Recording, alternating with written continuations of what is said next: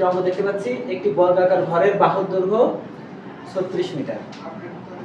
এর সামনে সুষম ষড়ভুজের তিন বাহু আকারে একটি বারান্দা দেওয়া হলো। বারান্দার ক্ষেত্রফল কত? তাহলে আমাদের একটা ঘর আছে, সেই ঘরটা হলো বর্গাকার। সেই ঘরের একটা বাহুর দৈর্ঘ্য দেওয়া আছে AB, এটা হলো 36 মিটার। ওকে, এখন এর সামনে একটা বারান্দা দেওয়া হয়েছে, সেই বারান্দাটা হচ্ছে ষড়ভুজের তিন বাহুর দৈর্ঘ্য দ্বারা একটা বারান্দা দেওয়া হলো। এই যে এটা আমরা একটু সমান করে দেখি, ঠিক আছে? তাহলে এটা হলো A, এটা হলো A, আর এটা হলো কি? ওকে, তাহলে এখন আমাদের কি করতে হবে? বারান্দার ক্ষেত্রফল কত সেটা বের করতে হবে। এখন একটু যদি আমরা খেয়াল করি, দেখো তো, একটু খেয়াল করি, এই যে বারান্দাটা আছে, এই বারান্দাটা কি বলেছে? একটি সুষম ষড়ভুজের তিন বাহু দ্বারা আমরা বারান্দা দিয়েছি। একটা সুষম ষড়ভুজের কয়টা বাহু থাকে? 8টা। সুষম ষড়ভুজের 6টা বাহু থাকে। এই 6টা বাহুর মধ্যে 3টা বাহু এখানে। তার মানে কি? এর ক্ষেত্রফল মানে কি? এই সুষম ষড়ভুজের যে ক্ষেত্রফল হবে তার অর্ধেক করলেই কি এর ক্ষেত্রফলটা পাবো না? বুঝতে পারছি? তাহলে এখন আমরা এর মানটা বের করে নিতে হবে। এর মানটা বের করার জন্য আমরা এখান থেকে দেখি,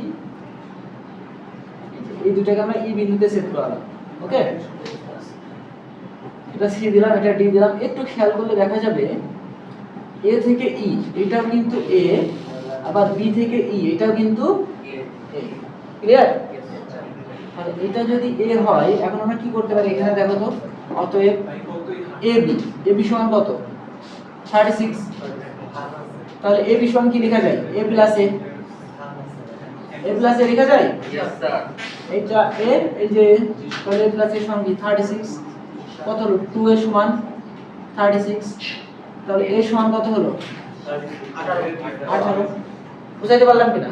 আমরা কিন্তু তাহলে বাহুগুলো পেয়ে গেছি। সুষম ষড়ভুজের যে বাহু আছে আমরা সেই বাহুটা পেয়ে গেছি। এখন তাহলে বলো তো, অতএব সুষম ষড়ভুজের ক্ষেত্রফলের সূত্র কি? 3√3/2a²। এটা কি সুষম ষড়ভুজের ক্ষেত্রফল? এখানে কি আমার সুষম ষড়ভুজ আছে? সুষম ষড়ভুজের তিন বাহু দেওয়া আছে। কয় বাহু? একটা, দুইটা, তিনটা। তার মানে কি এটা হলো টোটালটার ক্ষেত্রফল। তাহলে এর যে অর্ধেকটা হবে, কি হবে? অর্ধেক। সেজন্য এর সাথে আমরা কি গুণ করে দিলাম? হাফ গুণ করে দিলাম।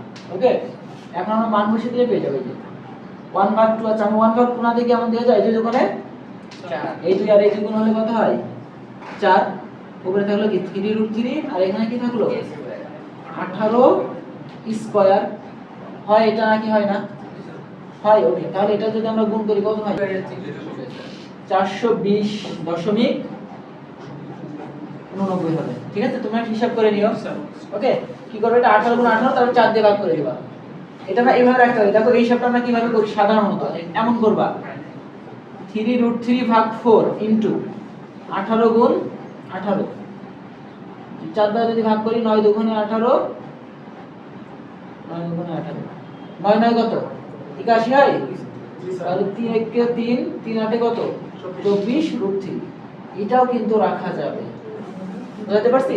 তাহলে আমরা এটাও রাখতে পারি, এটাও রাখতে পারি। এটার থেকে এটা রাখা সহজ। ওকে, বুঝা গেছে এটা?